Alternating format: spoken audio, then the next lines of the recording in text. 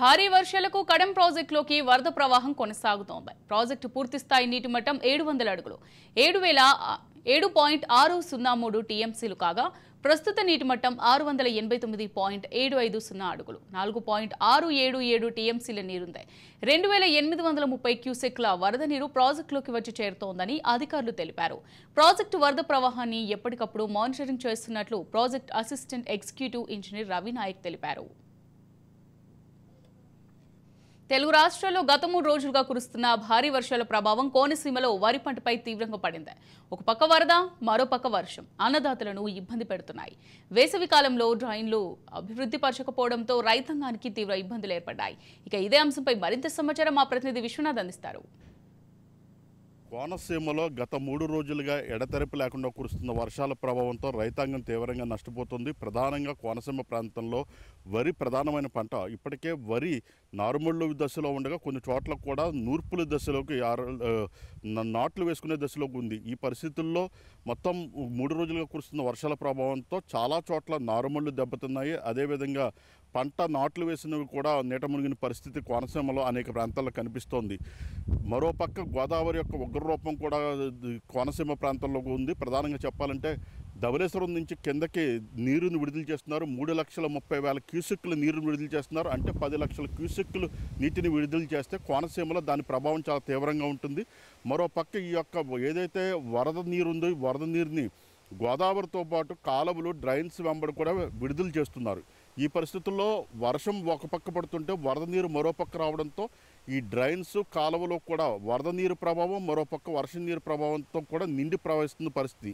దీంతో పంట పొలాల్లో నీరు ఈ డ్రైన్స్లోకి దిగకుండా ఉన్న పరిస్థితి కోనసీమలో కనిపిస్తుంది. అంతేకాదు గత వేసవిలో కాలువలు కానీ డ్రైన్స్ని కానీ అభివృద్ధి పరచలేదు.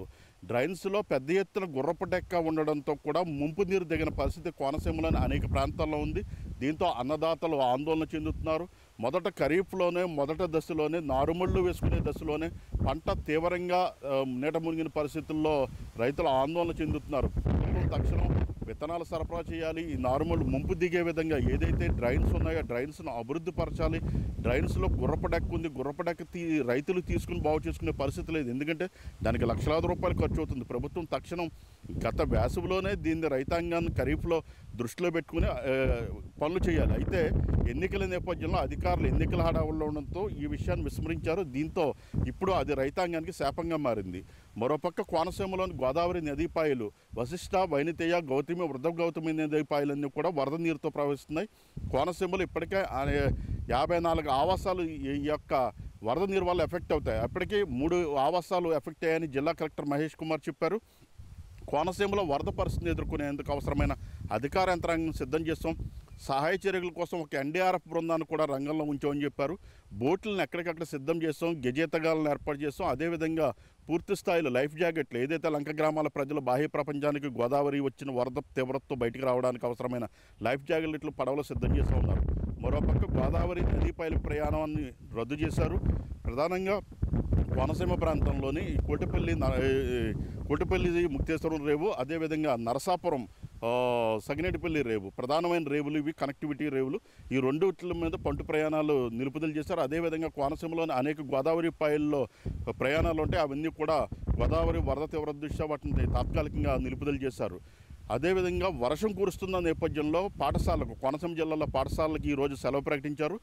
రేపు కూడా సెలవు. సోమవారం యొక్క పరిస్థితిని బట్టి ఈ నిర్ణయం తీసుకుంటామని జిల్లా కలెక్టర్ చెప్పడం జరిగింది.